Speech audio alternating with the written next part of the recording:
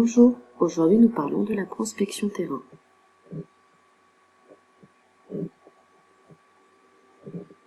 L'objectif. Les déplacements sur le terrain doivent réduire les temps de déplacement du prospecteur et assurer une couverture optimale de son secteur. La zone de prospection doit être matérialisée sur une carte et tenir compte des contraintes.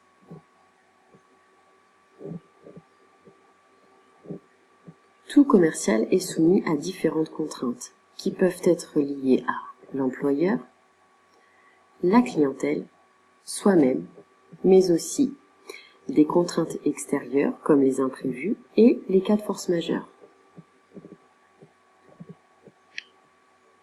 Pour éviter que les contraintes empêchent la prospection terrain, il faut bien la préparer en délimitant sa zone de chalandise, en réalisant son plan de tournée et en calculant la distance et son temps de trajet. Formule, distance divisée par km/h fois 100.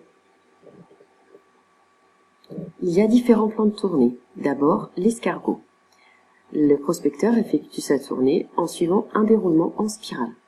Il est fortement conseillé lorsque les prospects sont répartis de façon homogène sur un secteur. Deuxième possibilité de plan de tournée. Le 4 quarts. Le secteur est divisé en 4 zones et le prospecteur travaille chaque zone par jour. C'est la forme la plus adaptée lorsque les secteurs sont peu étendus et que la clientèle est bien répartie. La marguerite est une autre méthode. La zone est subdivisée en autant de secteurs que nécessaire. Il est recommandé de l'utiliser lorsque le secteur est vaste et la clientèle est importante.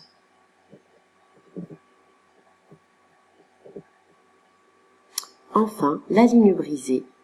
Dernière méthode. Le prospecteur se rend dans un premier temps chez le client le plus éloigné et revient au point de départ en visitant les clients situés de part et d'autre de l'axe allé, indispensable lorsque le secteur est très étendu et que la clientèle est dispersée.